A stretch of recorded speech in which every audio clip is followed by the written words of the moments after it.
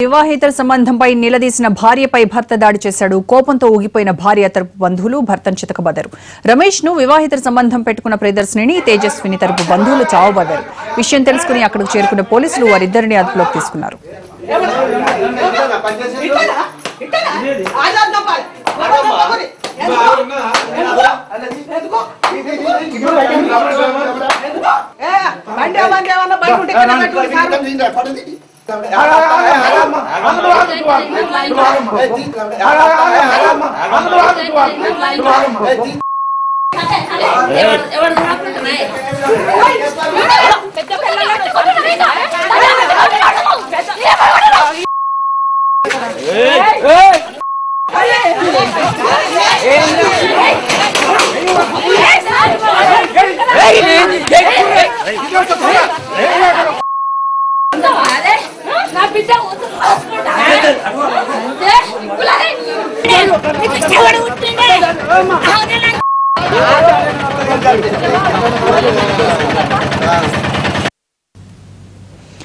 జ్యోతినగర్ కు చెందిన తేజస్విని రమేష్ లకు 18 ఏళ్ల క్రితం వివాహం కాగా ఇద్దరు పిల్లలు కూడా ఉన్నారు. అయితే రమేష్ ప్రియదర్శిని అనే మహిళతో వివాహేతర సంబంధం పెట్టుకుని కుటుంబాన్ని నిర్లక్ష్యం చేస్తూ వస్తున్నాడు. గత కొద్ది రోజులుగా ఇంటికి రావడమే మానేశాడు. విషయం తెలుసుకున్న తేజస్విని తన భర్త వివాహేతర సంబంధం పెట్టుకున్న మహిళ ఇంటికి వెళ్లి నిలదీసింది. తేజస్విని చూసి కోపంతో ఊగిపోయిన భర్త పక్కనే ఉన్న కత్తెర తీసుకుని ఆమెపై దాడి చేశాడు. గాయపడిన బాధితురాలిని స్థానికులు ఆసుపత్రికి తరలించారు.